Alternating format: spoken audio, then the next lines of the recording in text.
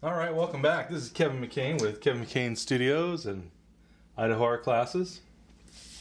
So today we're going to talk about how to create a front view portrait from the classic egg shape. So this is again one of the more common ways to develop the profile, not the profile, pardon me, the front view head. And we're going to start with just a very basic little egg shape here. This is more elliptical and probably a little bit too long. But we're going to go ahead and that's how we're gonna develop the portrait, is from the egg shape. And we can create an egg shape, or even if you can get an ellipse, that's fine. Some of the ways that people will do it is, some people like to do the and there's a lot on the internet. There's not a lot on the internet. You'll see about what's called the Loomis method, and the Loomis method, they start with a circle and you can break the circle down. But basically, with an egg, you have basically a round side, and then you have sort of a rounded beak side, and this is just under a third of the rest of the egg. It's probably but that right there would be a way to create an egg shape. Is start with a circle and bring down a rounded triangle. Okay, and that certainly works.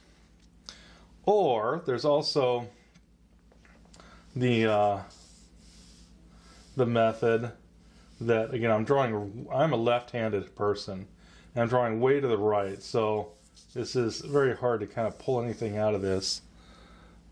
It's kind of a clumsy way to draw for me in terms of the way I have to reach, so you guys can still kind of see stuff. But what you can do is you can start with a rectangle. I think this rectangle is a little long, so we're going to change it to a rectangle that looks about like this. And then what you can do with this rectangle is you can cut the sides like this. Now, if you have an easy time doing ellipses, you don't have to do this. But if you have a hard time with ellipses, we're trying to cut all these corners at about the same. These aren't exactly perfect, but that's what we're shooting for. And then what you're going to try to do is you're going to try to touch the middle of each line. It's like so. So you're going to touch all 4 points like that, and then you're going to try to touch the points, the middle points, thereabouts, on the rectangle, so that you could then draw. Again, this is going to give you more of an ellipse. Then that's all right. If you can do an ellipse, well then great. But this is to help do an ellipse, and that, if you do that, that's fine. It doesn't matter. You can use this method where you're starting with a circle and then you come down. And again, if we took this and we divide, let's say that's 1, 2, about a third. Again, gives you a nice egg shape. This probably could have come out here a little ways, but that's all right. We're just looking for that basic shape. And here's the thing with the egg shape. Whenever you're drawing somebody using the egg shape method, you're going to be modifying it anyways. Some people's faces are longer to what the width is. This is just a starting point. It's just a really basic shape that we can use to modify. Now, if I wanted to, you could actually do proportional measuring and then create your rectangle. If you have somebody whose head is, you could take the head and go, well, how is it 2 to 1, or is it something, this is not. This is about a 1.5, I believe. We took this, brought this up. It's about a 1 to, that's actually almost like a 1 2/3 to 1 rectangle. But you could do a proportional measuring on somebody and establish a rectangle and then put in the circle. That can certainly be a good method to use. You have Loomis, that again, you start with the circle shape and approximate that. But again, even the Loomis method, it's just a basis for getting to, something that's an egg shape or an egg shape. It's just, that's all you're trying to do is to get to that basic egg shape.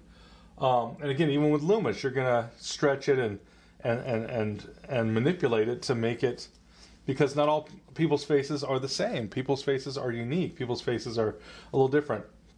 However, they do approximate each other and have commonalities, and that's why we have this diagram, or some people call it the mannequin, some people call it the generic head. Lots of names for it, but that's basically what we're doing. We're trying to give you a system that's going to help you. Trying to see, I might move this over a little bit so that we're not so far to the right. But I just should have probably used a pencil, since this is charcoal. And it's compressed charcoal. And compressed charcoal never comes all the way out. Once you make marks, it's there. You know, you can lighten it, but it ain't coming out. With compressed charcoal, if you got vine charcoal, you got a better shot at it. But vine or willow charcoal comes out much easier than the compressed. So I'm going to go ahead and we're going to start with our egg shape. Now this is more elliptical, and so I'm going to try to bring out sort of bring some of the circle into here.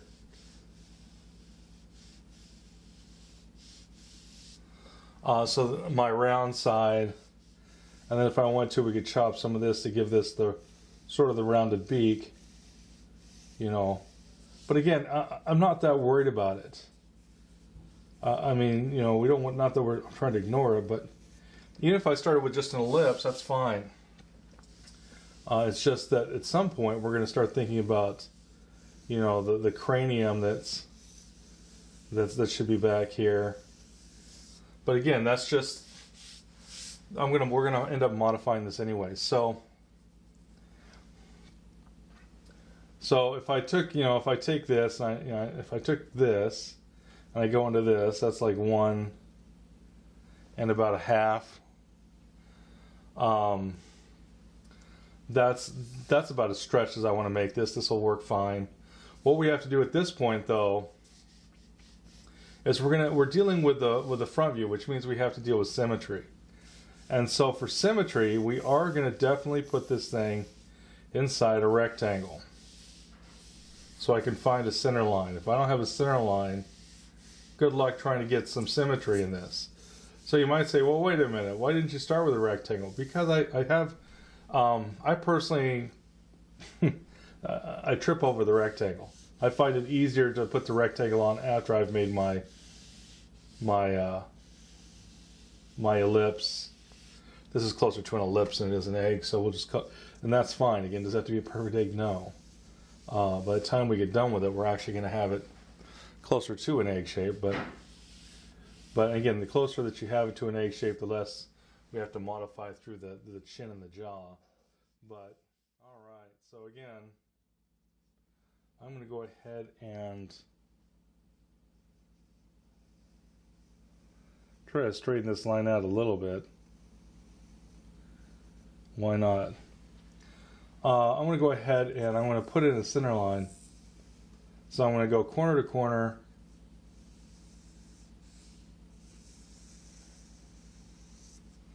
Corner to corner.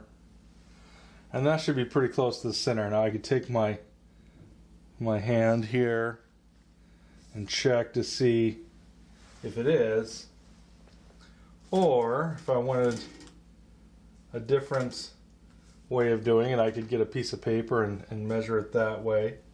But if we do this very, very quickly, and I could even use my, let's see, I've got my, so this is a bamboo skewer that you can use, again, as a really nice measuring device. And I could say, well, let's see. This looks to be where the center is. That's where my X got me. And actually, if I split the difference between the two, because this was where this went to here, and then when I took that same measurement, this is the same measurement there, leaving this space in between what was marked as the center and I took that distance and brought it up, and this was how much I was off, was from here to here, and I just split that in half. That's the true center. So I was close. I was like 1/8 of an inch off. I wasn't, right on, but again, we can very quickly, establish a line. I can do the same thing here where I can check to see how I did that away. So using my thumb on the end of this, I can measure, see if that's there, and see if this is there. And again, we're off just a little bit. Alright, so we've got the middle line this way, and we're going to go ahead and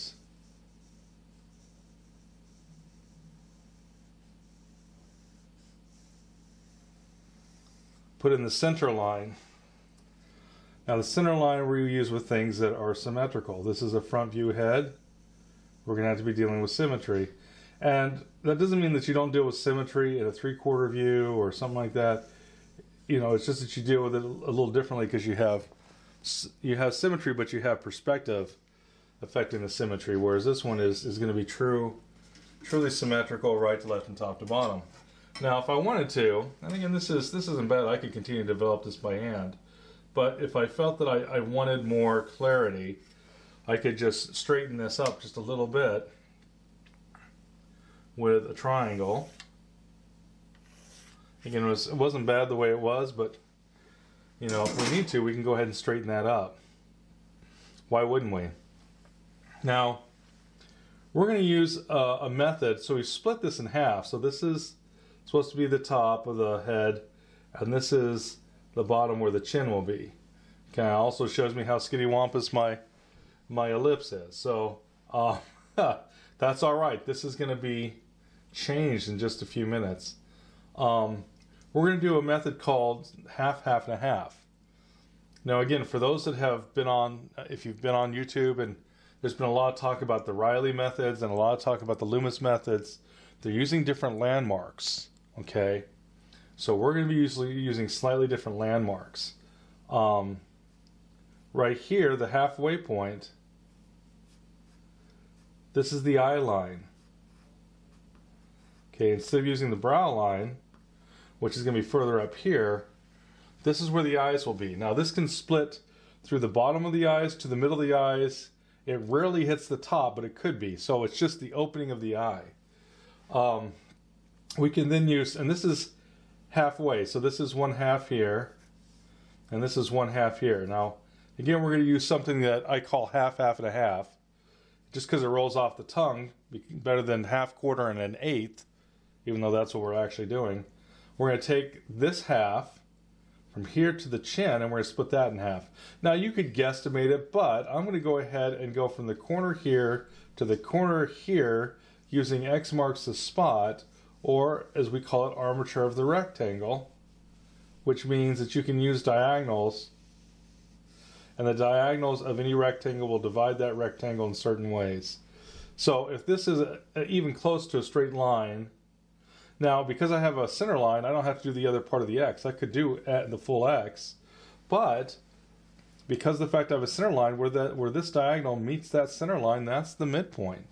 And again, I could check that very quickly, grab my little measuring stick here, and again, I can measure from here, from here to the middle, and from the middle up, and I'm pretty close. I erred on being above that line, but I should have actually done it right where the line hits.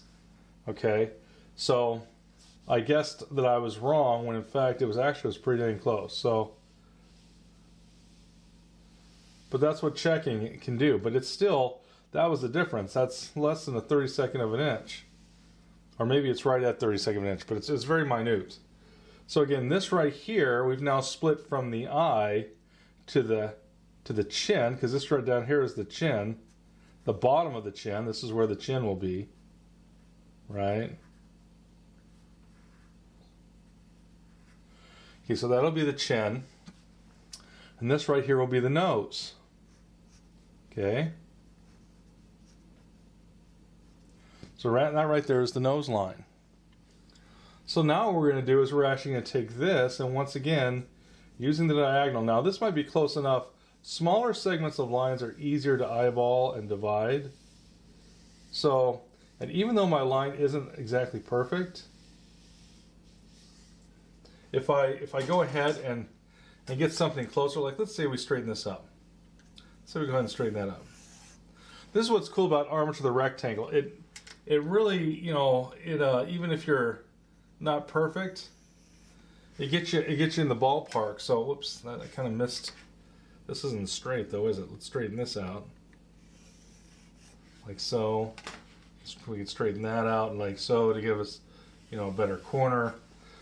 So that's the actual corner. But even though it wasn't the perfect corner, and even though my hand wasn't the most, you know, the most steady,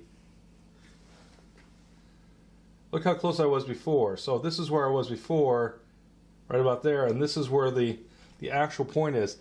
Armature of the rectangle helps you approximate correct distances much more easily. Even if your hand's unsteady and stuff, I was still, again, in the ballpark, really close.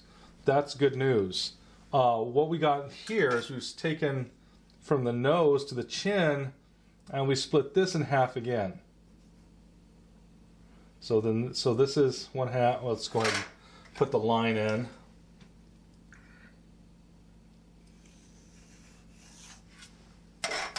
So that's 1/2, and that's 1/2, and this is the mouth.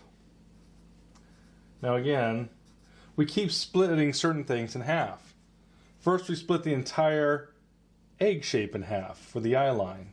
Then we took from the eye line to the chin, and we split that in half for the nose line. Right, so we had that the nose line, I guess if we did this, to show you that the nose line here was also 1/2 to 1/2 for that nose line, half and half, half and half. And then we took from the nose to the chin and split that in half. That's why we call it half, half, and a half. What we've really split this into is 1/2, 1/4, and 1/8. Okay. So now, for some people looking at this mouth line, you might be like, "Wow, how can that be where the mouth is?" This is where the bottom of the lip touches. So most of the mouth is, you know, the mouth is built above here, you know, and this is just the lower part of the mouth. So, because we still have, you know, we have the chin here, right? And in fact, that's sort of my next thing is down around here. We're going to go ahead and put in an ellipse that earmarks the chin. Okay.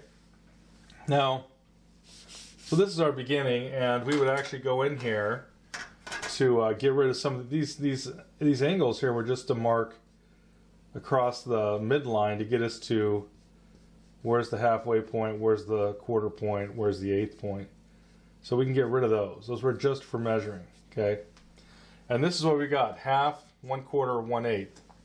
All right, so we're gonna go ahead and take this away because we're gonna start to draw this guy. And so this stuff's gonna get drawn over anyway, so we're gonna move this out of the way. Okay, so now we've got the head here. Now, the one thing about the head is just the head is actually measured in eye spaces. Okay? And the head should be 5 eye spaces across. All right, there's lots of ways of dividing a head, and there's lots of ways of doing it. This is not the only way. There's lots of ways to do this. And everybody had their own little geometry, if you will, for dividing this up. 5 is a very standard canon, though. No matter how whether you're using Loomis or whether you're using Riley or whether you're using whatever, you should have 5 heads, just 5 eye spaces, pardon me, across that head thereabouts. Now, for some people, the 5 eye spaces goes to the ear, and for other people, the 5 eye spaces, you know, will go to the head. It depends on how round their face is. But how do we divide this into 5 eye spaces? Well, I'm glad you asked, because I'm going to show you how to do it. So we're going to use something called line divides a line. If you guys are in my classes and you haven't heard about this or don't know it, well then go to the YouTube channel. I have one on line dividing a line, and it's a really cool thing. And it's rumored to go all the way back to the Egyptians, and there's a speculation that it was used in the building of the pyramids. So it's been around a while. Now, whenever we use a line to divide a line, it could be a line of any length, and it could be a line of any angle. I could use this angle or that angle. I just have to choose a line. Well, I've already got a line of a particular angle, so I'm going to use this diagonal. I can use that. Boom, doesn't matter. It has to start, though, at where this line starts. So this line starts here, and this line also has to start there. Whoops. That was the triangle. But this line has to start, these lines have to start at the same place, right? At this point. The next thing is we need an increment. Now it can be any increment you want. It could be a random increment. It could be 1 inch. It could be 3/4 of an inch. It could be 1.5 inches. However, we have to use the same increment as many times as we want to divide this. Now we could divide this as many times as we like, but we're going to divide it 5 times, okay? And I'm going to use a random increment, and maybe I think I've probably got one. Here's a random increment that I had marked off of here before. Never mind, we're not doing that. So we can use any increment. So let's say I went ahead and I'm going to use this. I'm going to go ahead and just do this. So I'm going to use my thumb and the end of this pencil, and I'm going to mark 1. I'm going to mark 2. Mark again 3. Mark again 4. Whoops. Sorry, I didn't mean to lean into the camera there. Let's just double check that I've got the right increment. That's there. This should then be the same. It's off by just a little bit. So it should be there. So we've got 1, 2, and these are supposed to be even. So again, double check that these are even. 1, 2, 3, 4. So this one's just a little off. Not a ton, but a tiny bit. It's kind of hitting that juncture, so it's kind of muddying the water. So there we go, 4. Let's go ahead and make sure that this was still... Okay, that's going to put that there. So again, even though this is a random increment, it doesn't matter what the increment is. It has to be, repeated 5 times. Okay, so this is the same. I'm trying to make sure, even though the increment was random, it's not. I don't know what it is. It's not. I don't know if it's 3/4 of an inch or 1.25 inches or an inch or if it's whatever 13 centimeters. Whatever. I guess it'd be 10. Whatever. I don't know how big it is, but I just know that's my increment. I can remeasure it. I'm going to come over here, and we're going to put the last increment on here. Now, I wouldn't normally do this dark because, and I'm not doing this mechanically, there are ways to do this with drafting tools that would be super accurate. But we can hand sketch with this all the time, and it's still gonna work. So it doesn't matter. We can go ahead and get this to work. So what we have to do next, we have a line of any length, which we had. It starts at the same place, which we have. It can be any angle. Well, that's an angle. That works. I repeated this increment here 4 more times for 5 increments in all. Okay.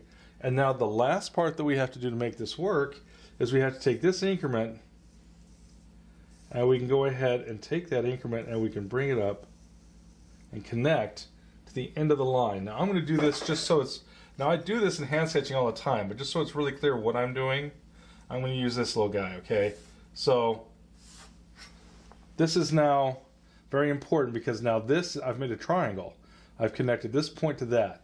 That's very important because the rest of these points have to be completely parallel, not closing down, not opening up, but truly parallel to that line. And this is the line that it has to be parallel to, that connecting line. Okay, so we're going to take this line, and it's easier to make the line come out. So it's easier to see if it's parallel if we bring the line out a little bit. So, trying to remember if I went to there or there. Let's remeasure my increment. Take this over. Okay, yeah, so that's, I'll just, we're just going to move this. Like about right there. We're then going to take this. And again, what we're going to look for is we're going to check this from the original line. Don't go to don't check it off of that one because we don't know how close that one was. Always go ahead and check it off the original line. Okay. Okay, and again, once we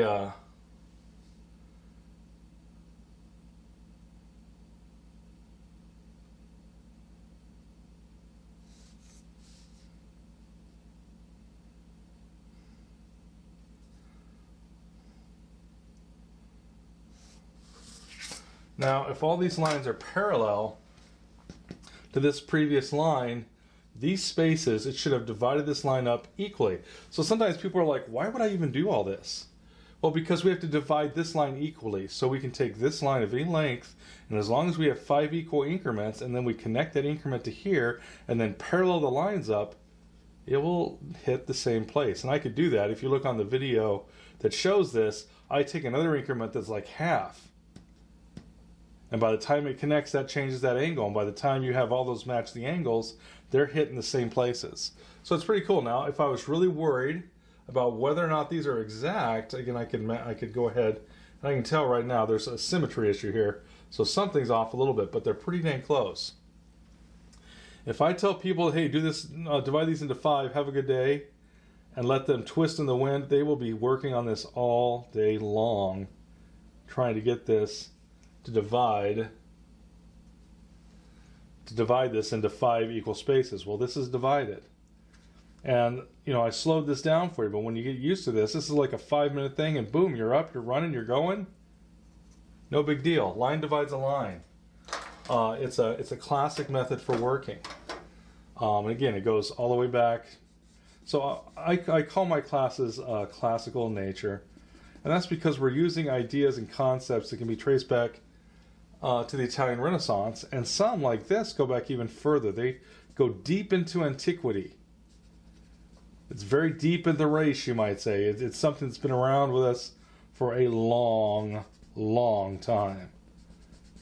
And whoever figured this out, God bless them. Because, man, it is an amazing tool. Sometimes we forget this. There's stuff from antiquity, there's stuff from that was invented thousands of years ago that we still use today. That's how revolutionary it was. There's like the Archimedes screw that's used to bring water up out of the ground. The way that the screw, I don't know enough about it. I wish I did, but this was something that was invented by Archimedes, over 2,000 years ago. Probably closer to 25, but because of the way that it's shaped, it actually enables it to pull water out of the ground. It's pretty cool stuff, and it's used in many wells today. And so, I mean, it's something that's still, that they use to bring water up from the ground. I mean, something that was done, that's been around for just a long, long, long time. This is one of those things. Pretty cool stuff. So what we're going to do, now we're not going to get into drawing this is just going to be a very generic person. Okay, this is not, oh, look at what I can do, isn't this so cool? This is really just to show you, hey, this is the mannequin. Now, if this mannequin may have, a tear duct. The tear duct is going to be within the eye space. But we're just going to, for this eye, we're just going to basically make a little C curve there, a little C curve there.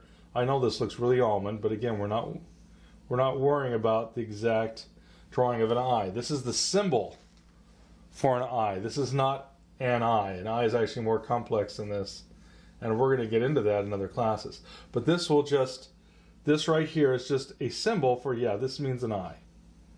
And we're going to do some of that for the nose and the mouth too. We're not going to get into drawing the features for today. We're just going to get into, yeah, this is a feature. Congratulations, this is what a feature is. Oh, you can see the feature? Good. So this is going to look like some very highly stylized eye.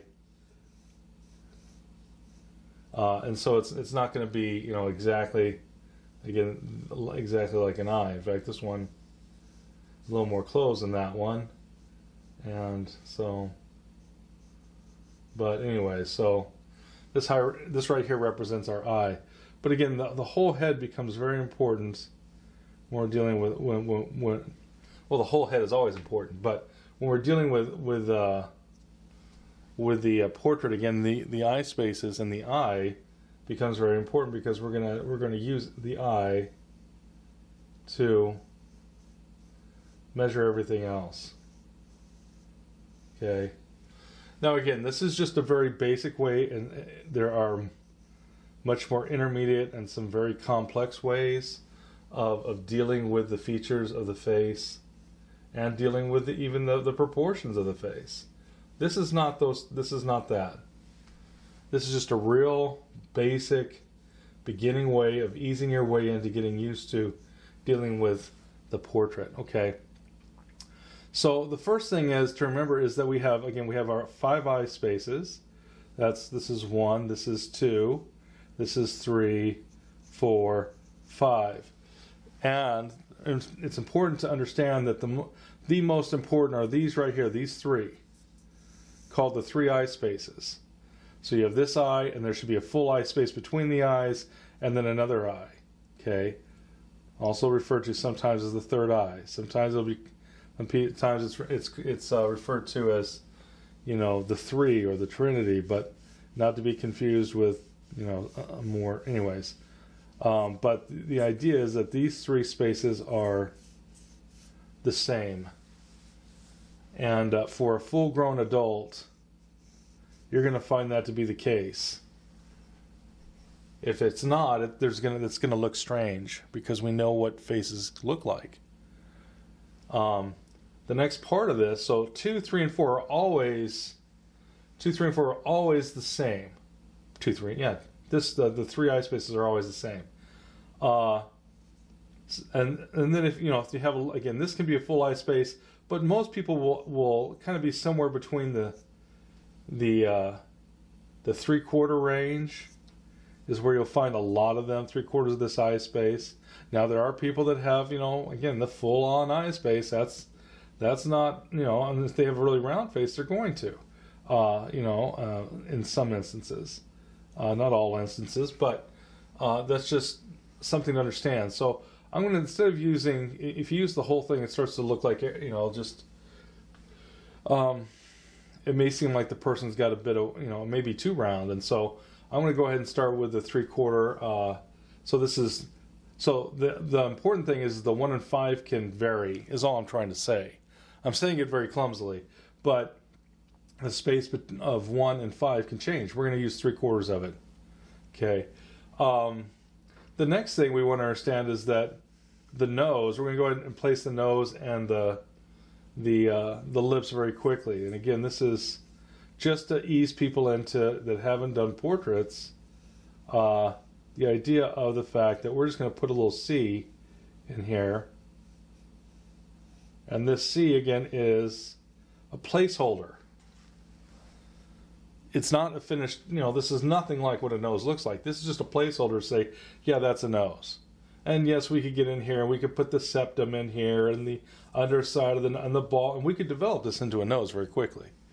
But we're not worrying about that right now. We're just going to say, okay, this right here, I think I broke outside the line just a little bit, so we're going to make sure that it's all the way above there for that. So this is the nose. Now you might say, well, you said these are different landmarks. Loomis and them mark the nose. Well, it's actually supposed to be the bottom of the ball, not the bottom of the septum. this is the bottom of the septum. So this is all the way at the bottom of the nose, is what this is supposed to be. So the nose is usually the width of that third eye space. Okay, if you start getting noses that are smaller than that, it's going to look cartoony, and it's going to look like the person can't suck enough air into their lungs to actually breathe. You'll sometimes find people with a little bit wider nose. Now this is not quite, this is not quite full scale. This is not quite life size. It's about 3/4 life size. But understand that the widest nose on this planet is maybe 1/4 of an inch wider on either side. So somewhere between one eye space and then like 1/4 of an inch off that eye space is pretty much all the noses on the planet. There might be a couple of very strange exceptions, or unique exceptions. But the idea is that that's very little variance. And of course that's 1/4 of an inch, but this is smaller, so that's too much. So I'd have to make it smaller. If I'm drawing a little head the size of 1/4, again, understand that. So again, we're talking about how we can use different ways to get to the same place with portraiture. The idea is there are many ways, but the variations on these measurements are very slight. So again, this is the nose. We just drop down a straight line, and if we want to make sure that we didn't get far off, we can use that center line and use our, put our thumb here and the end of the pencil here, and then the thumb there and the end of the pencil there, and check if it's symmetrical. Check to see if this is the same as that. Try to check for symmetry. This is basic mirroring technique that we do in my class. And again, it really helps you with the issues of symmetry. Okay. All right, so we're going to put the mouth. Now the mouth, we're going to take 1/2 the eye space, almost like this person's crying, and bring a line straight down. And then bring a line straight down. So what we've done here is, because that's 1/2 an eye space, that's 1/2 an eye space. This is 1/2 an eye space, that's 1/2 an eye space. We should have an eye space on either side of the center line. And so we take this and then again measure off the center line. Make sure that we haven't, like this is going out a little bit. This should be where that mouth is. Again, we're dealing with symmetry. We want symmetry. We don't want to be, we don't want to have issues with symmetry. Now, there is something to look for in terms of placing the mouth. There's the philtrum, and that's this little shape that looks like, sort of like a little tie, or a little pointer pointing down. You always want to look for that. That's a very important landmark. At the bottom of that is the top of the mouth, the lips. This is actually probably a little bit too much of a point, so let's open this up a bit. It also probably comes in a little bit too much. This wouldn't. But anyways, this is that shape. And then from here you'd have the lips. Okay, it's really, important to, since I actually put that on, I didn't, now I actually have to deal a little bit with the fact that there's a V that echoes through the mouth. That's too much of a smiley face. And so this would come down here. Now, we want to be careful, because what this usually marks that little bean shape that some people will refer to, especially if they're dealing with Riley method, because you come up from that bean through the nose and then out to the ear for a particular rhythm that you're looking for.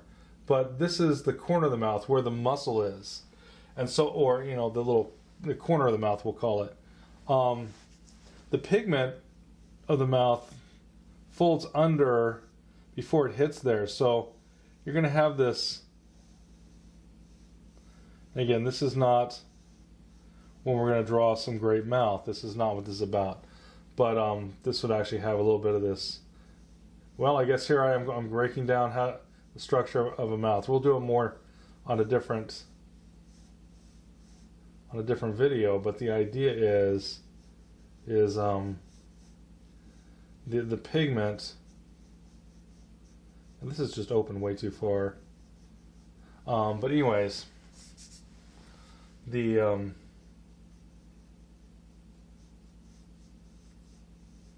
the pigment tucks under before it hits that corner. So this is the middle of the mouth, the division between the lips. Now this person's mouth is closed. Now something to be aware of, again, we're going to have, first start drawing, we're going to have people close their mouths. But if this person opens their jaw, opens their mouth, like to smile or to open their teeth, well, to smile if they have the teeth together wouldn't change anything. But if they open their teeth a little bit, like let's say they open their teeth that much, you're going to add that much to the bottom of the mouth because they're extending the jaw. It's opening up. In the beginning, we're not going to have you worry too much about that. So we're just going to go ahead and have you put on. Again, this again is a generic mouth. And I could again use the center line, use this, come over here and make sure where this is going. Now, we do have that the mouth is on a tooth cylinder, and you know there's all this good stuff going on. Why does it seem like I missed?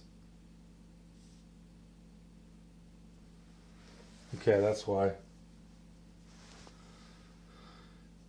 This should be pulling over this way. And we have a mouth that's got, and I'm not going to take the time to, we're going to deal with that later when we're drawing the mouth. We're going to deal with the biggest issue of the mouth, which is symmetry. Well, this one right here is calling out, please help me, my symmetry is terrible. And we would want to do that, but we're not going to do it right now. We just want to have enough information for this to go, yeah, that right there, that's a mouth. Okay. And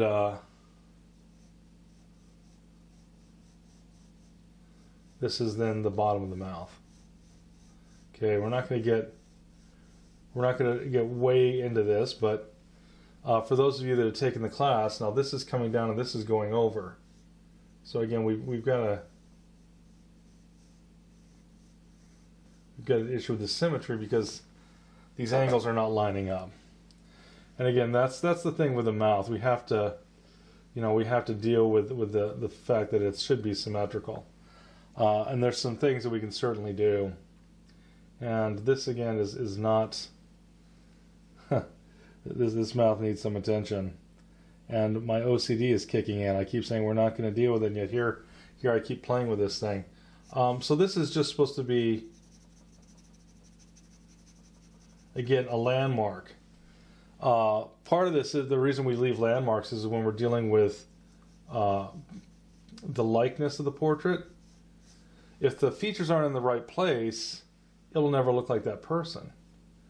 And so in the very beginning, we leave the landmarks because the landmarks we want to lay in within just a few minutes, and then move them as we need to put them in the right place. And then once they're in the right place, then we start dealing with all these, how exactly does the mouth look? What's the character of their nose? All those little details. But right now, we're just, again, that's why would I take 20 minutes to draw a nose or 15 minutes to draw a nose, only to go, oh, my nose is wrong. So again, it's a simplification. Just like again, Riley has a simplification where it comes down, and then you have here, and then it comes down. Again, that's just it's not someone's particular nose. It's just the idea of a nose. But the thing is, in fact, let's put this on here. Is of course there's going to be a bridge to the nose, right? And in fact, there's going to be a ball to the nose. We could. So we could go ahead. This would be there's going to be a septum. There's going to be an underside.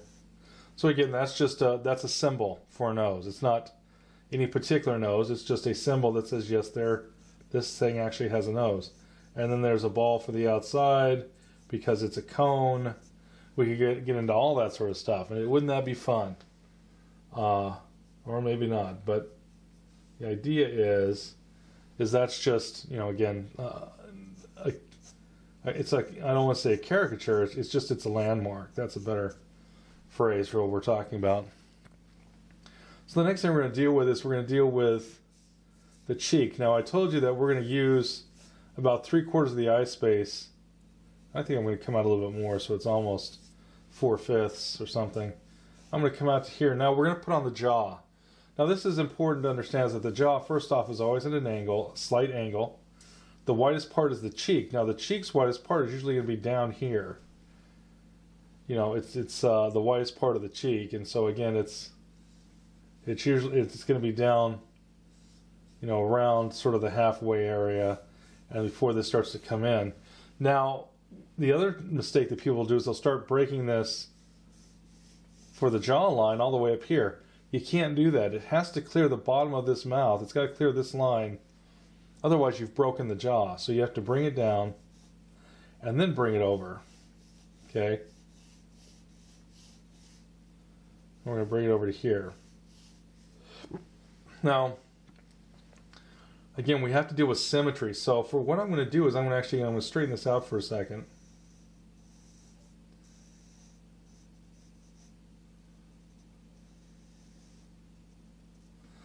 And the reason I'm doing this is for mirroring. We're going to mirror. So we're going to come over here and we're going to say, all right, well, that right there is the starting point. This is where this hits right here, and that hits right there. So we're going to act like these are straight lines, and we're going to do this, and it's going to look kind of weird, because it's going to look like this guy is, you know, got a more square, solid jaw than even the Tin Man from Wizard of Oz or something. So we're going to bring that down. We're going to go ahead and I want to measure this. I have to clean this up too, because we're getting a little fuzzy here. The line's not as clean as I would like. This is going to start here. Okay, that'll be fine. We're also going to bring this straight down to see where this hits. So if I brought this straight down without any curve, zam, where that's going to hit. That's going to hit right about here. So again, that gives me another point. And this is just for symmetry. And I'm using the box too. I'm going to measure this off that line. I'm going to bring this over and say, hey, where does that hit?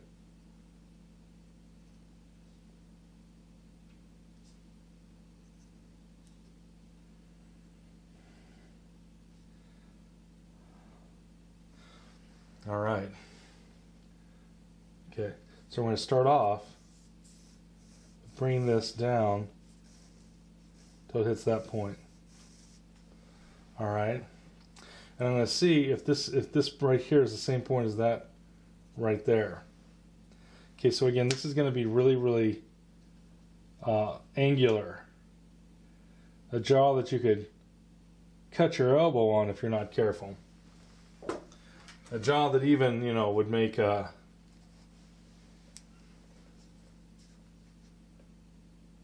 Clint Eastwood jealous, or something like that. We're just going to have, you know, this really sharp jawline on this thing.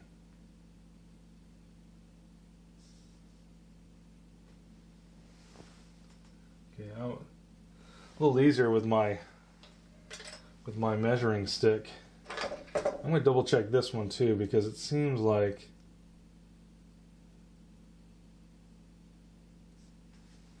maybe I'll do the back of this. This might be easier.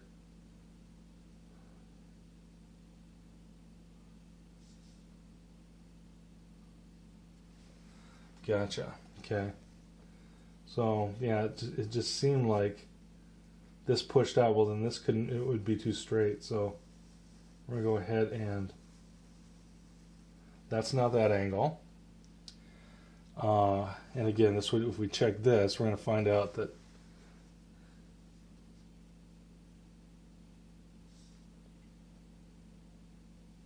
there we go. Good. And then we've got this one here.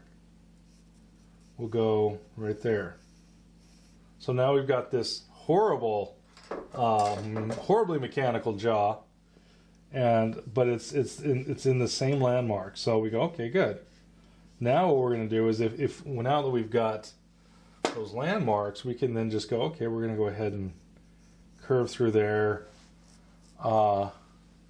This actually comes out here, swells out a little bit, and then it comes in a little bit.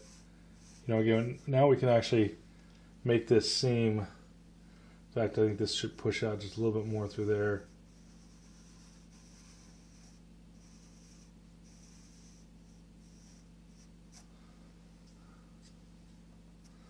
But now you're going to get something where you got, okay, yeah, we're rounding that off.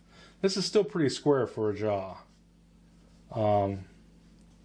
again, if we were, you know, we're going to have, and some people will have like an S curve through this lower part of the jaw into the chin.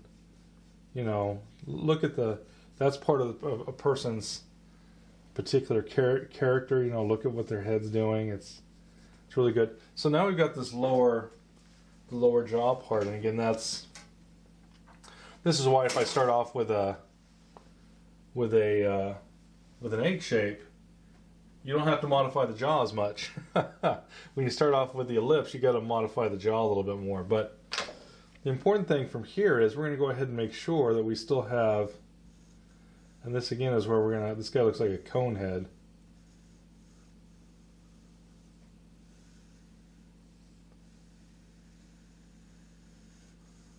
So we're going to to make sure that we've got some of the roundness of the skull. Okay.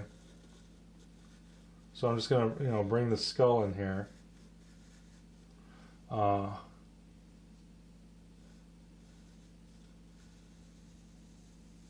Okay.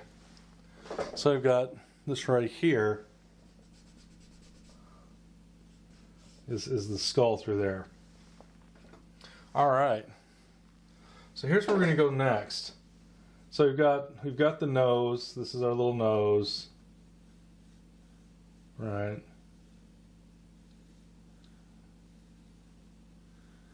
Underside versus top side. Septum coming down. That's supposed to be, again, the septum. Make sure it's equally spaced off either side of that center line.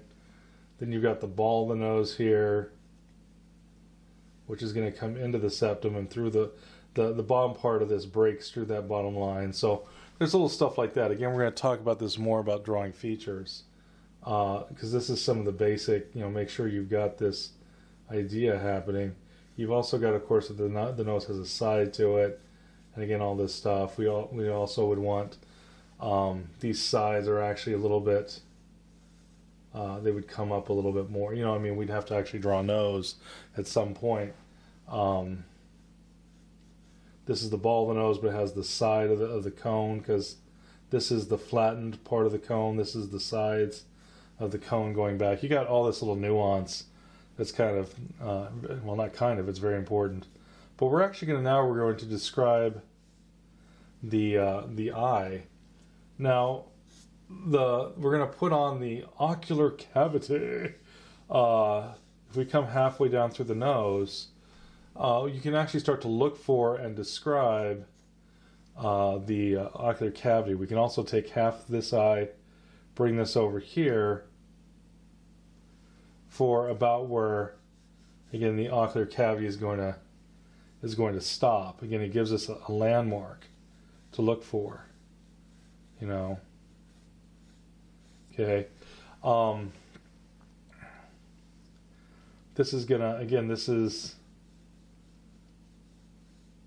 the nose. Again, the eye's going sort of through the middle.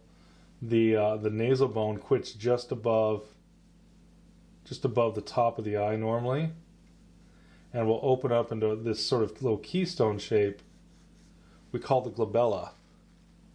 And that's very important because this transitions from the nose then up onto the forehead, okay, and up onto the brow.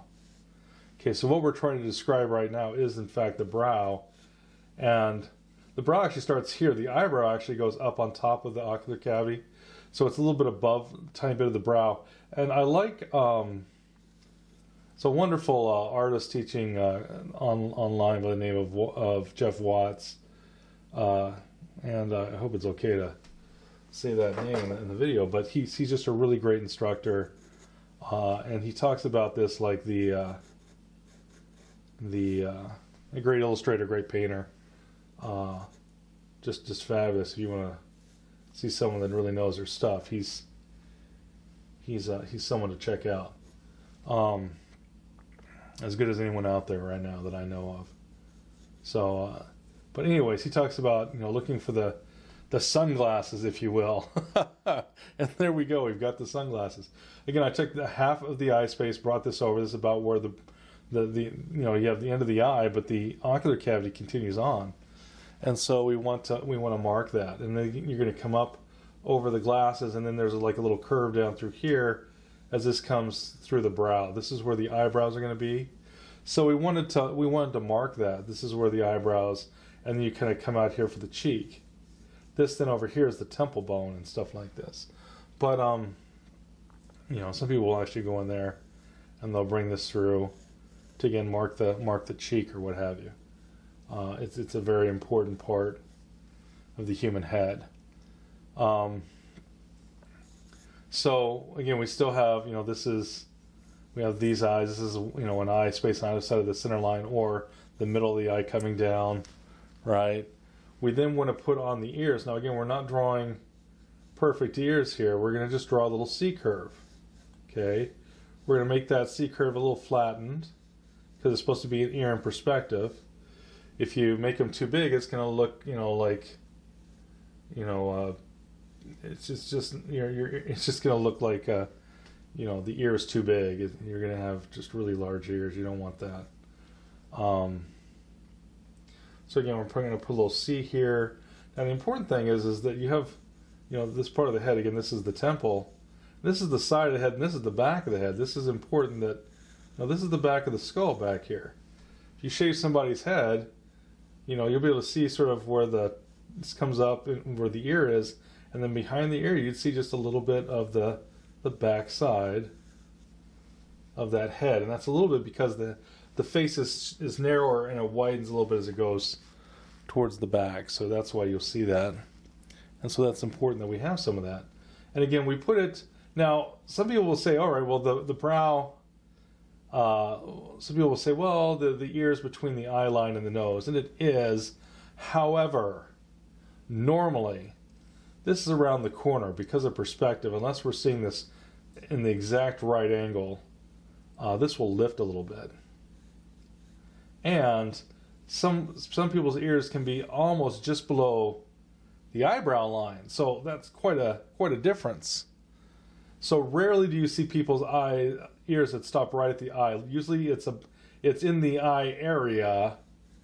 It's not all the way to the eyebrow normally, though you can certainly get there because your ears continue to grow throughout your life. But normally people will say, well, it's between the nose line and the eye line. Well, it is. However, again, usually because of perspective, you'll see this will be slightly, because this is round and projects, the ear will actually start to be above the nose just slightly. And the ear can go, you know, almost to where the eyebrow is. And so again, this right here is you know, it's going to look like a much more natural ear. The other one was too small. So I'm kind of saying, okay, yeah, this is what's said, but here's some context. And so that's what I'm trying to talk about with the ears. Yeah, here's some context. The ear can go up to the brow line, and though usually it doesn't go all the way, and it's usually just above the nose line, just a bit. But that gives you an area to look for, to place the ear. It's unless you have some weird angle, like he's tipped back or something, the ear's never going to be below the eye. And unless he's tipped forward really, really, you know, it's not going to get above this unless he's tipped forward. If he tips forward, the head tipping forward, well, that will bring the brow forward, and there'll be if you think of the head in the box, obviously you got a perspective box. Well, then the ears would be again further back. But we're not dealing with that sort of we're not dealing with that sort of thing with views and stuff today. That would be down the road. So this is just to get us used to the idea of dealing with portraits. Now, portraits are, again, the most challenging thing that you can draw. People will talk about them as being very challenging, and they are.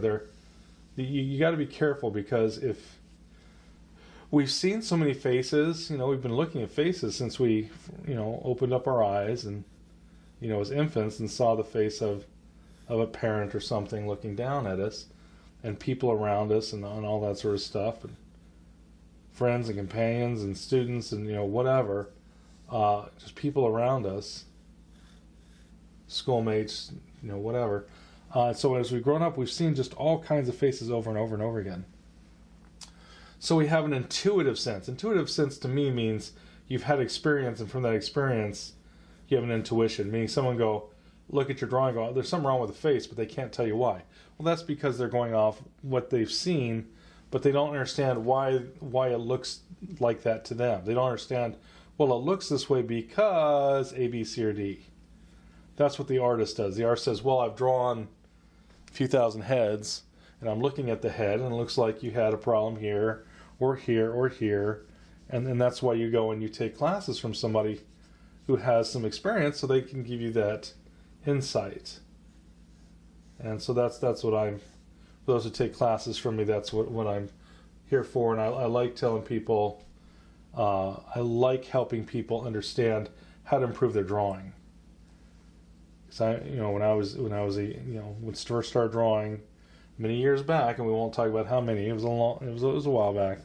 But there were things I wish I knew, and I didn't have. The only instruction I got was in high school. Was where I started my drawing. I was drawing at home, but formal instruction I didn't get until I was in high school.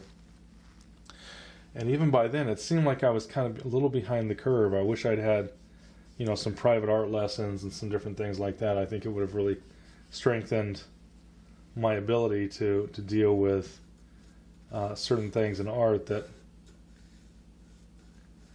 So anyways, when I teach people, I like to try to teach them what I wish I had learned when I was, in school, trying to wrap my brain around this sort of stuff. And I loved portraits. I did a lot of portraits. And I did a lot of searching. I tried to change stuff from like this mannequin that we're doing right now, because I didn't understand why it didn't seem, I saw there were differences in people, and I didn't know how to effectively use it. And I didn't have someone that effectively told me. I mean, I know I had a lot of critiques over the years, but I just seemed like I didn't have anything that said, hey, this is what you need to do, and that clicked. So I felt like I was sort of, and yet other people just keep drawing. It'll work itself out. That's complete crap, by the way. That's not the way it works. I've been drawing for 30 years, and there's stuff in drawing that if you don't know it, you're never going to figure it out. There are certain things that are so complex, you're not just going to, I just kind of figured that out. I just kind of winged it. And I get very suspicious when people say stuff like that, because there's artists that I know that are professional artists, been doing their thing for 20, 30 years or more, that never learned certain things, and it shows in their work. They just never, and they've been doing it professionally. And then I see other people that have had good, proper training, and they do get it worked out. And so, there's stuff that certainly are insights that once you learn them, they will radically affect the way that you continue to draw. Okay, and the way that you approach things. And as artists, that's the good stuff. That's the, latch onto that, because that's what's going to get you good. That's what's, along with a healthy amount of drawing. Don't get me wrong, you need to draw, but there's certain things that no matter how much you draw, if you don't know them, it's going to impact how well you can draw through the rest of however long you draw for. And you don't have to do it for a career. I'm just saying, it's the same thing with people who do it for enjoyment, as a hobby. The more that you understand, the better you're going to be, with the better your stuff will look, your hobby stuff will look. If you're a plein air artist and you like to go and work in plein air, well, that's great. That's wonderful. There's certain things about color and perspective and atmospheric perspective, and if you know it, you're golden. If you don't know it, you get a tough road. There's just no other way to put it. There's no shortcuts with some things. Now all I'm doing is, these are actually the sides of the nose. Again, this is still just a generic nose. But so I don't want to get too much into this. This is the glabella. This is the end of this tear duct. And this is important because we do want to put the eyebrow on here. Got to have somebody with an eyebrow, otherwise they're going to look kind of weird. All right. So again, we're going to have this person's very, very almond looking eye, for those that know anything about eyes, you're never going to see an eye that looks like that. That's just not the way eyes look. But it's close enough for an eye that symbol, we go, yeah, that looks like an eye. Looks kind of like an eye. It doesn't look like a great eye, but it looks kind of like an eye. And that's all we're trying to do. It's good enough for our generic little mannequin here. All right. We're going to put on, before we get to the eyebrow, because we do a lot with mirroring with the eyebrow, we're going to go ahead and deal with the neck. Now, the neck can drop straight down from the ears, but the only one that's going to have a neck like that is going to be someone who, body builds, or is, some running back or something really beefed up. And even guys that beef up, it's hard to get this sort of neck. It's a real blocky neck. Most people's necks they're gonna come in to right about this transition point. Okay. Now, again, this if we put this down, this still looks like a fairly wide neck, but this is where, again, most people are going to be. Now, if it's a woman or something, or if it's a young man or a young child or something, it can come in a little bit, but be very careful, because the moment that you get right down from the corner of the eye, that is too thin. If you put a neck like this on somebody, it'll look like they've been starved, or it'll look cartoony if you start to make it, so you got to be careful that you don't make the neck too thin. And again, this is not that, we're talking, we started here, we got here. Again, we're talking about like 5/16 of an inch. So again, this is just to show you that it's not that, it's maybe, maybe we're 3/8, but no, maybe half an inch. Yeah, probably about half an inch. But still, most, again, if we're talking about someone that's on sort of a medium build, sort of teenager sort of thing, they might have a neck right here. Okay. Now, with the terms of the neck, we're just going to bring it straight down. And again, if we need to, we can check our symmetry thing. Come over here and check for the symmetry and bring this down. But we're gonna keep this a cylinder for right now. Now you got to be careful if we do just this, because then it starts to look like it's someone's lost their head, so to speak, and we don't want that. So what we're going to do is we're going to put a little bit of the trapezoid, so it's transitioning down onto the shoulders.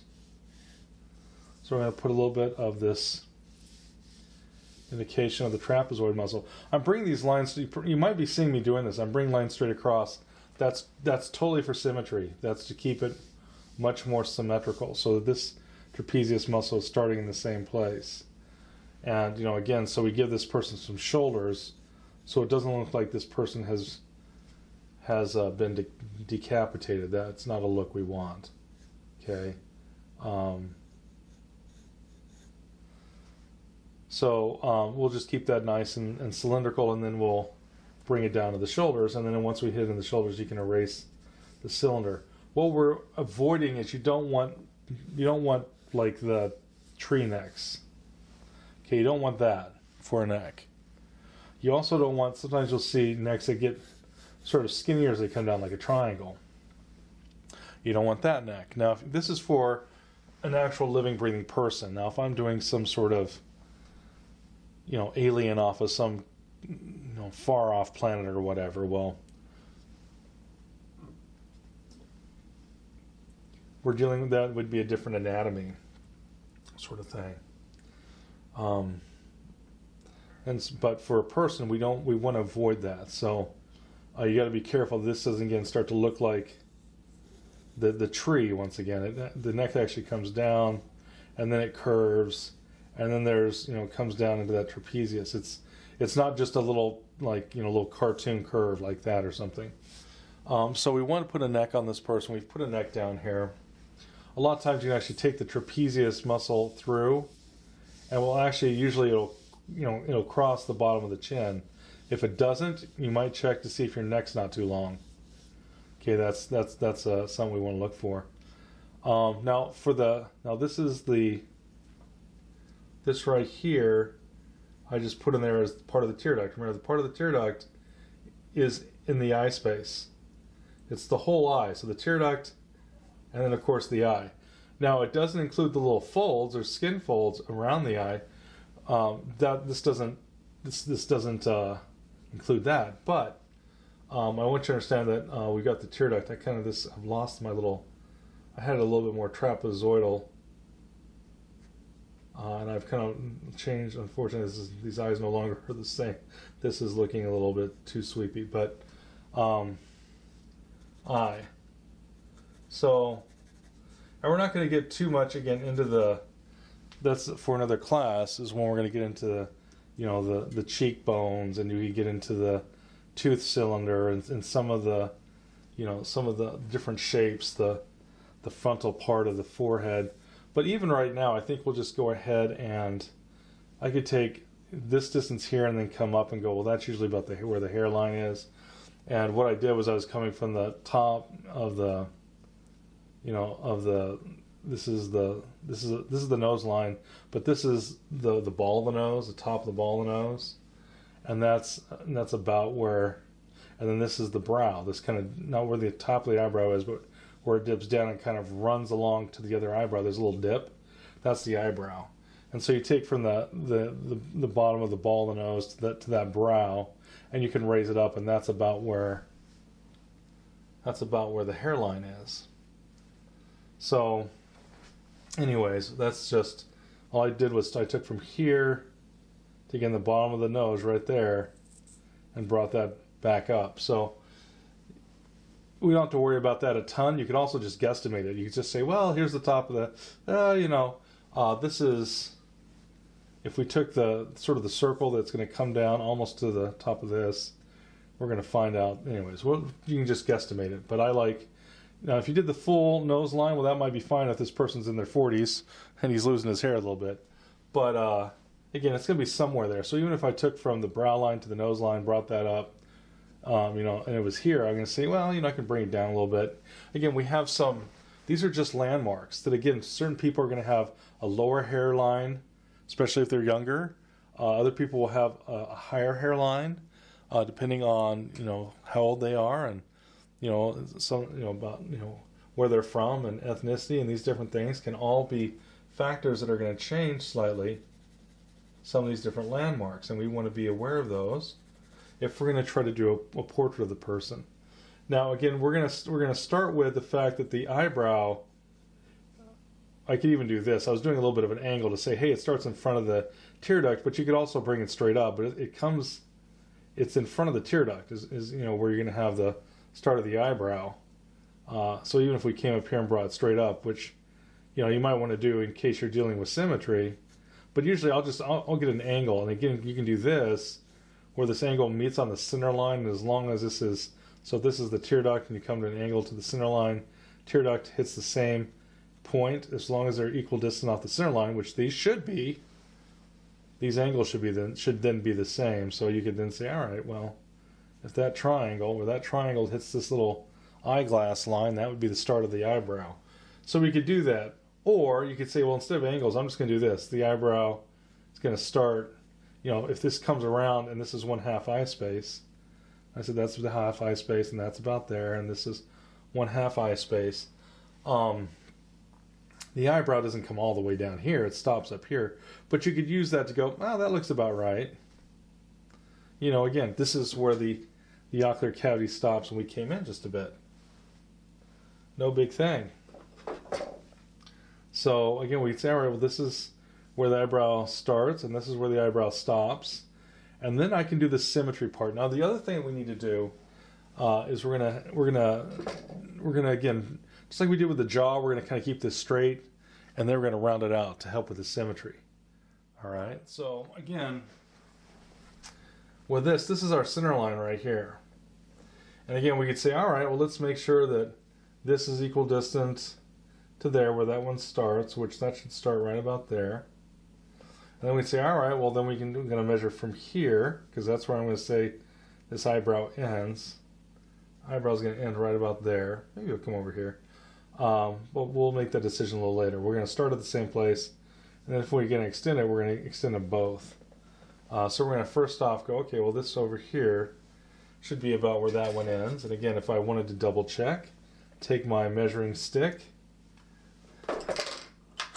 and just to be clear, this is what we're shooting for right there. And you can go ahead, and I'll take the back side because with these lights, sometimes that tip is a little hard to see with the highlight off of it, hidden off of it. Okay, so that's great.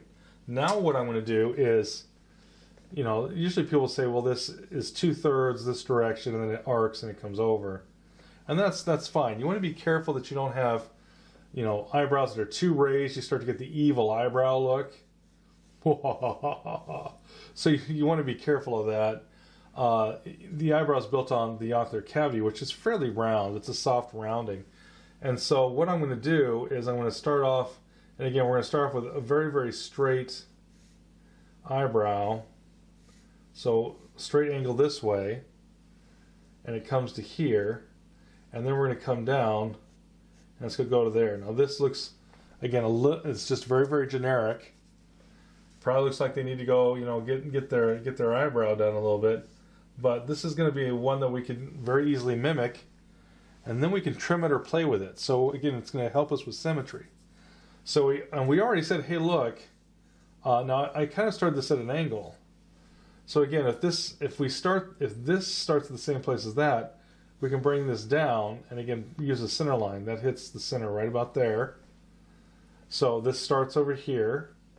We bring this straight across. And we want it to be 90 degrees of that line. We need to bring this straight across, like so. And if we've done that, this would be the top. They start at the same place. So then what I can do is I can take from this point, this is lined up with this right here. And I guess to make sure that it doesn't seem too light, this right here is coming straight over to this mark right there. And what I'm going to do is we're going to bring it down to where it hits this point right there, because that's where that other angle was. And by doing this angle and this angle should be the same, because what we've made here is an equal triangle. I think it's an isosceles. It's not quite equilateral, but it's a triangle that's mirrored on both sides. And by doing that, we now have that this is in the same place as the top of that, and now we can bring this straight over. Again, this is going to come straight over here, and this will be where the eyebrow starts. Right there, okay? So again, we're dealing with symmetry. We're trying to start this eyebrow at the same place this eyebrow starts, and we're trying to make the angle the same. It's got an angle there. We want the same angle here. Now, what we're going to do is we're going to do the same thing here. We have the bottom of this. This is our angle. And again, we could bring this angle down. Kind of messed that angle up. I got two angles here. Bring this angle down so that again hits right about here on that center line, and I can then make sure that this is straight over. So I'm going to go ahead and use this. I can make sure that this goes straight across straight across here. Okay, and so this is in line. This is now in the same line coming across here. And now we're going to make sure that what's the distance? And we go ahead and measure this distance here to that distance there, and this right here thereabouts. Let's double check that, because I kind of looked and then I guessed where I was looking. So let's just make sure I got it in the right place. Measure this, come over here, measure that, pretty dang close. So again, if this is in line, and wait, is that where that was? I better double check that. Now I gotta double check that again. So again, what we're doing with this is we're trying to help ourselves with symmetry. We're trying to bring straight lines across. We're trying to have angles that meet at the center line to create triangles that are symmetrical. So that means that we're putting stuff in the same place. I think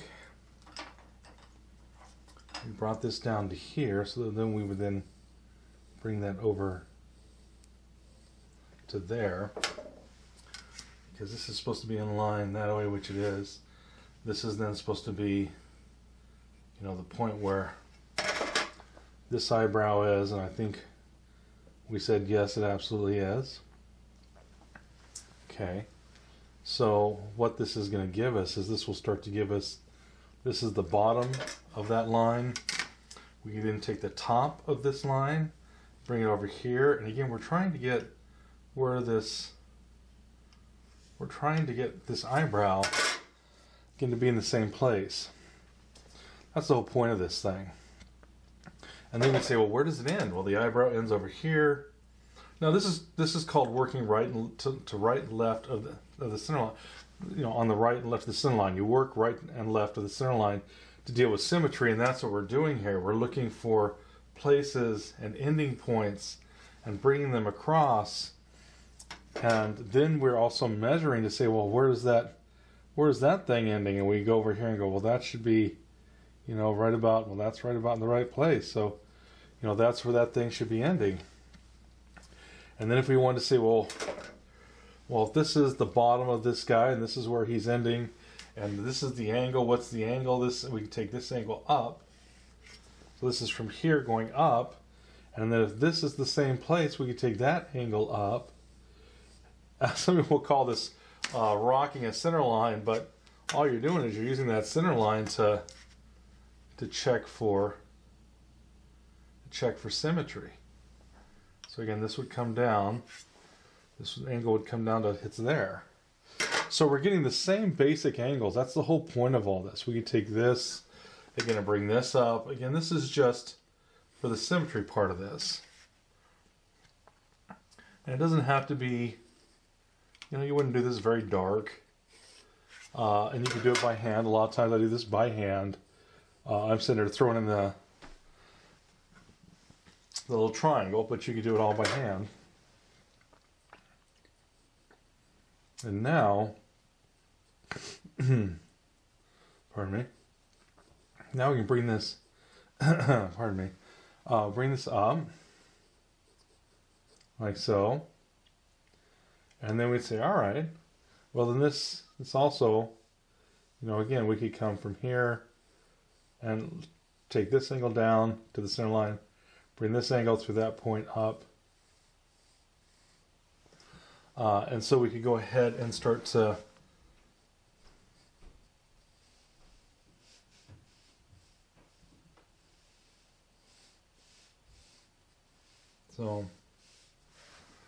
this goes there, that goes down, this goes here, that goes down, that goes down. I'm going to clean some of this up because it's getting just a little too confusing in here. But what we've got now is we should have these eyebrows should be pretty close to being completely symmetrical right to left. Right? And now we can just modify them. And again, if I wanted to check, I could also bring this across, you know, check to see if there's anything that, you know, got a little out of whack. This is going here, this is going there. You know, is there anything that, you know, again, we can go ahead and clean that up. Now this is the, you know, and then we can sculpt it from here. We can say, well, this is gonna round through there, and, you know, maybe this is gonna come off a little bit to, you know, a little bit of a point here. This will round through there. We can round that through there, round this through here, bring this down. Maybe there's like an S curve where this picks up at the end, which is not uncommon. You know, we could start to, you know, sculpt out this eyebrow, make it look a little less mechanical, or, you know, something like that. So we could round that off, round this off. And again, now we're getting some eyebrows that are going to be a little bit more, you know, visually friendly, I guess. A little less pointy, and putting in some nice curvature and bringing it off and around and bringing this up and rounding this off and rounding that off and bringing this up. And, you know, again, we're just making these eyebrows look a little nicer. That's how we're going to deal with this sort of symmetry sort of thing. As far as that goes. And then what we're going to do is we're going to say, all right, well, we've got the eyebrows on here. Again, this is part of the glabella where this is coming up. This goes down at an angle like this, and then the nose comes out. So that's the glabella where it's going back to the nose bone and then projecting out. And so it comes out for the forehead, then it goes in a little bit, then it projects out again. All right, so the only thing we've got left here, and again, this is just a generic head. There's going to be, you know, a fold here now. Again, depending on the person's background, where they're from, the ethnicity and different things like that, sometimes you'll see a lot of the fold. Sometimes you'll have a little bit of the skin up top will cover a portion of this. There's some I've seen where this is coming down so much, it's revealing very little of this thickness. Again, you know, up here where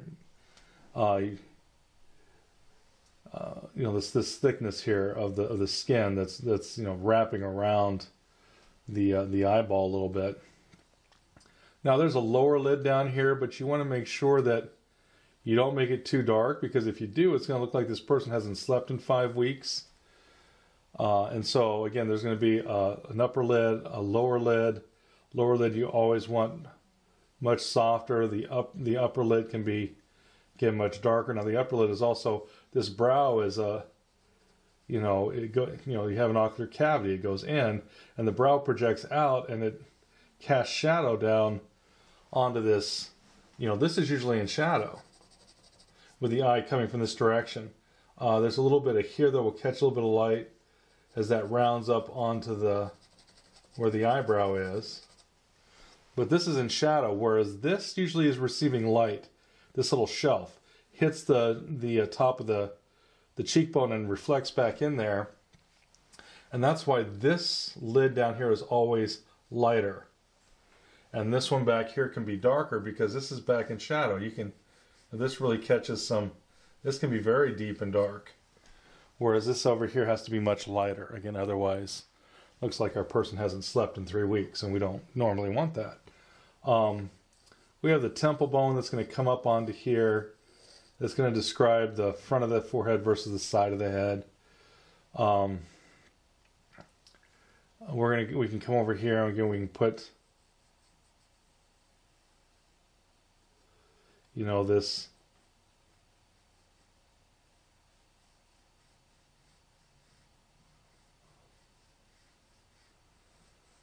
eyelid on over here. As far as that goes, symmetry is kicking my trash right now. So again, we've got that right there.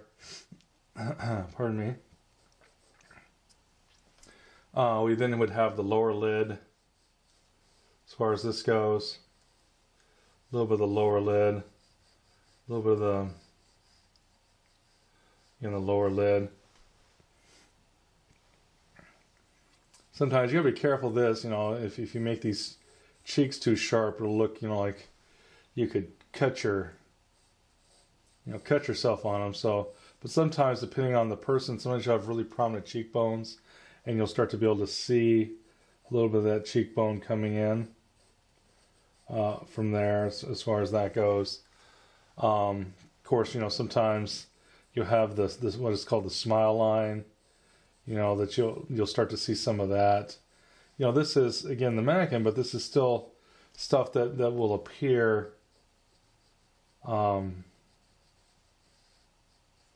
as you're, you know, from different, depending on the, you know, the person and depending on their age and all this sort of stuff. You know, of course, you have the chin down here that's, again, very much is very elliptical as far as that goes. And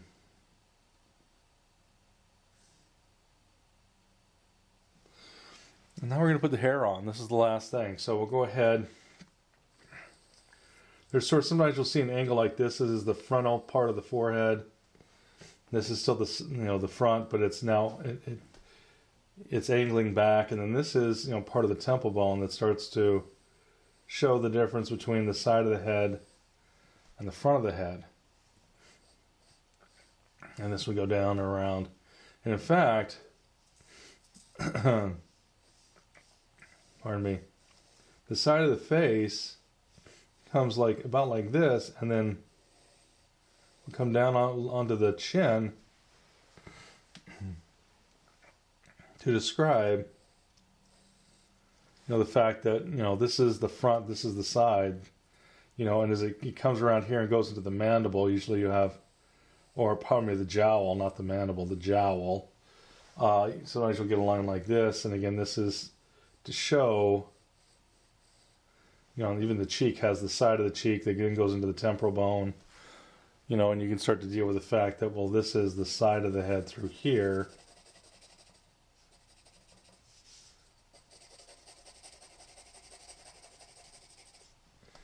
Versus the front, the more frontal part of the face. Again, we're not going to get a ton into that. We also want to make sure that when we have hair, that our hair is growing out from the head. So let's say we had, you know, so this is the skull, and from off the skull is where we're going to have the hair come down. Right? And then we're going to have usually a little bit of a sideburn coming down here. Or if the person doesn't have sideburns, they don't have to have sideburns, but there's a natural, you know, bit of the hair that will grow around the ear just a little bit, whether you cut it off or not. And then you're going to get two sort of C curves for the hairline. Now again, some people are very round through the hairline. Again, just depending on their youth or how young they are, where they're from, ethnicity, that sort of thing can all be factors. But usually you'll get sort of two C curves. This C curve and then another C curve coming down and around the temporal bone or the temple, and then into that, you know, into the sideburn. And that, you know, sideburn, if they, you know, sideburn were coming up, we'd pick up the ear, and then this would be the hair coming around behind. Now, at some place it's going to attach onto there. Now, again, we're not going to do bangs or any of this stuff. We just want to, when we could then style the hair whatever we wanted to on here. Now that we've got this idea of this hair coming here, and he's got this sort of 80s part sort of thing going on. Poor guy. But we have this coming over here. Working right and left of that center line again. It's I think this needs to come back a little bit more. This seems like it should be a little bit onto that side, transitioning up.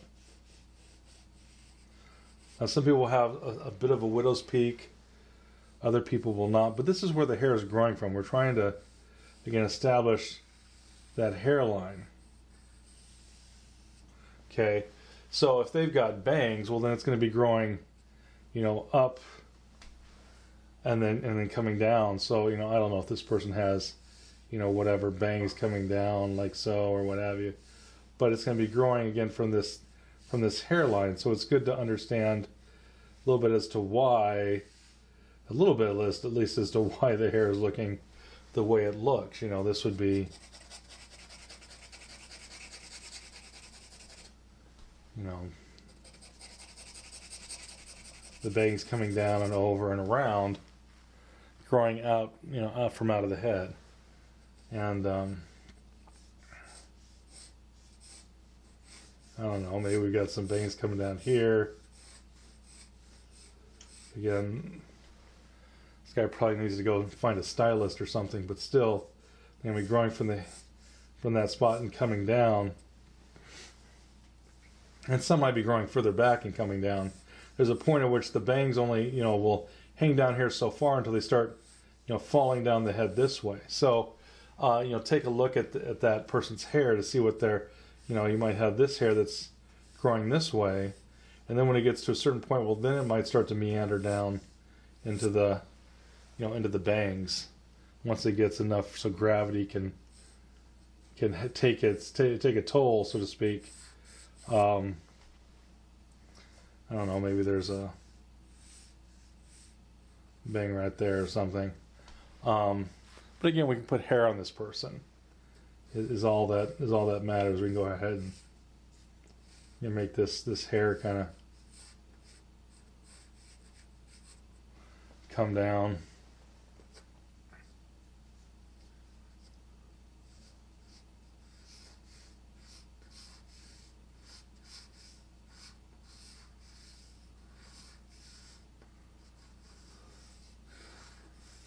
I don't know. Something like that, thereabouts. So we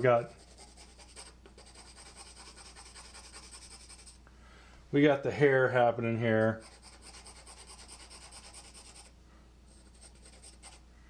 With these bangs.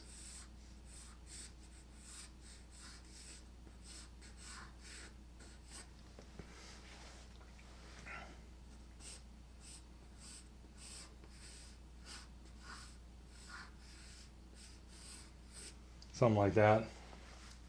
And again, now we have a basic head. As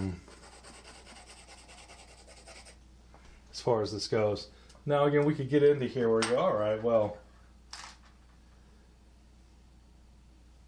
say this is our roughed in portion of our head. When we go, okay, well now we're going to go ahead and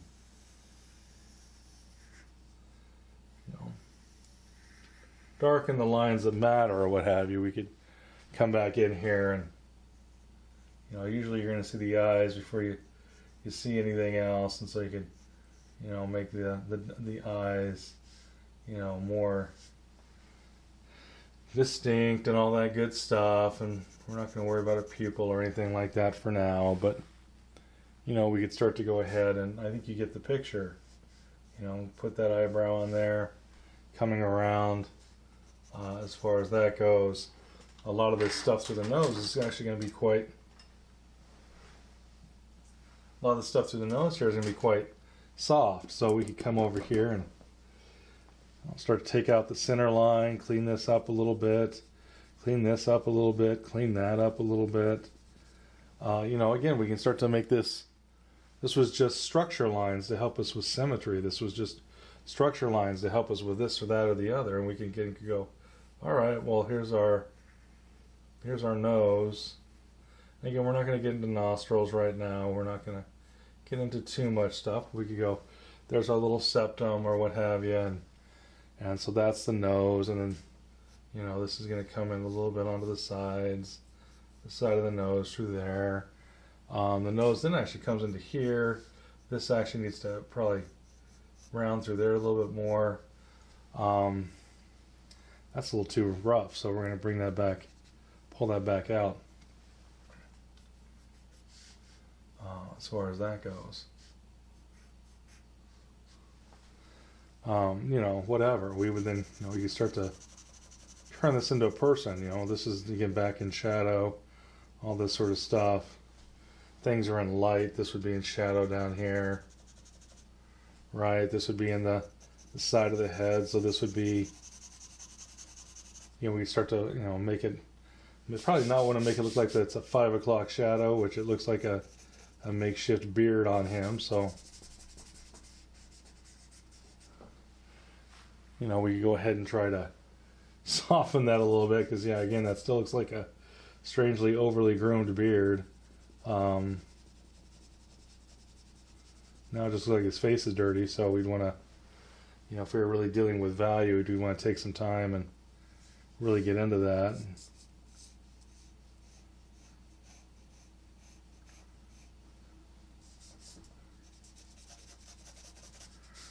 So we're going to do features some other time. But again, this has been just the basic mannequin for the head, is what this is. And it's just to help us. This goes back so we can go some of the basic planes. So this is, as this goes under and goes back in, that catches shadow.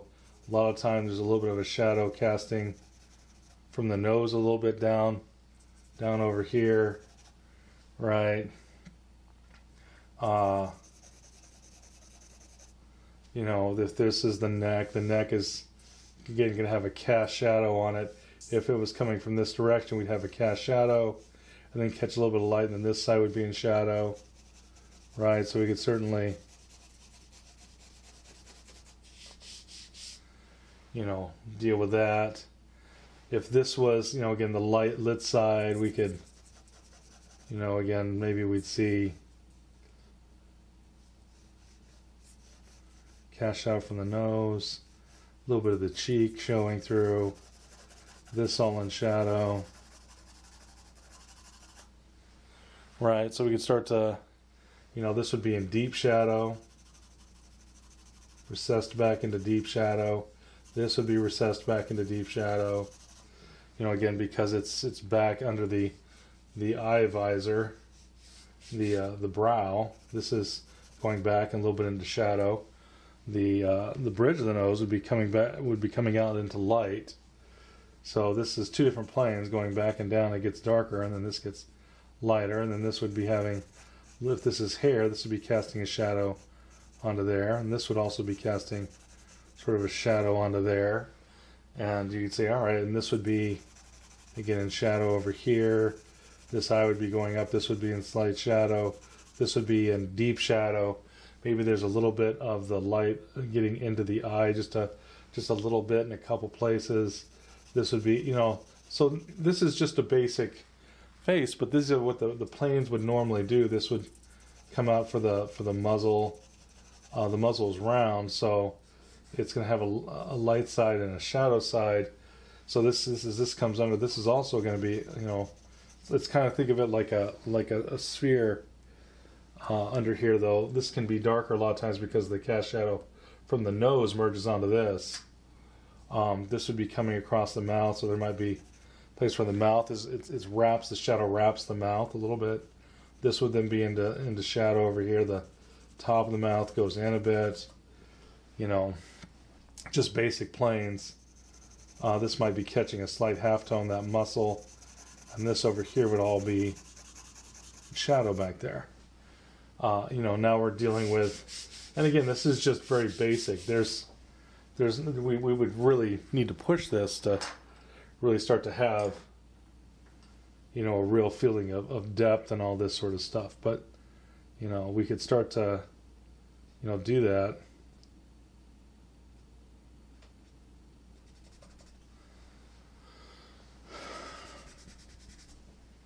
That would be a halftone.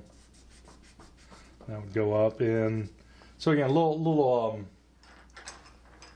harder to sort of make this up on the fly, but most likely this would be coming out. We'd start to catch a little bit of the shadow coming in and around. This would then probably start to catch a little bit of light, depending on the exact direction of the light. There might be a little bit of the shadow coming around the cheekbone and this sort of thing. So there's some different plane, you know, these different planes we'd want to be thinking about as we're as we'd be trying to think of what will, you know, what's the light doing. You know, the eyebrows are going to usually be a little darker, broken up by the hair a little bit, right? You know, so again, this is not obviously even anywhere close to even done, but you could start to give a nod to, again, what would the light be doing on here? Direction of the light that way, direction of the light that way, direction of the light that way. And again, by giving a nod to this, you could start to have something, start to feel like we start to have light going over these forms. And again, there's a lot more to this. I just barely have one dark and one light. It's not enough it doesn't have enough there for it to be all the different form shadows. And that's all right, but I'm just saying this is, again, where you can start to think of, you know, starting to give a nod to what is the light doing, you know, over here and stuff. And you know, these are just flat little, these look like flat little pieces of paper. it's not volumetric yet. And again, we're not dealing with that today, but there's going to be a time where we'll go, okay, yeah, we're going to start to deal with volumes in the head and create value drawings and stuff. But this is the basis of this, where we use half, half, and a half.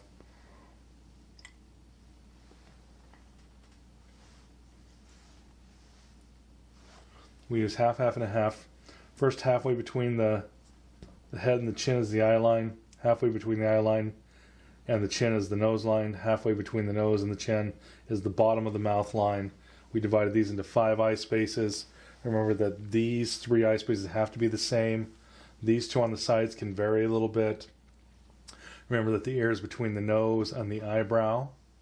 Remember that we were using the center line to check angles and symmetry and all this sort of stuff on our eyebrows. Again, we could need to play with this eyebrow. This one's still looking pretty stiff from that original sort of thing. But some of this fun stuff.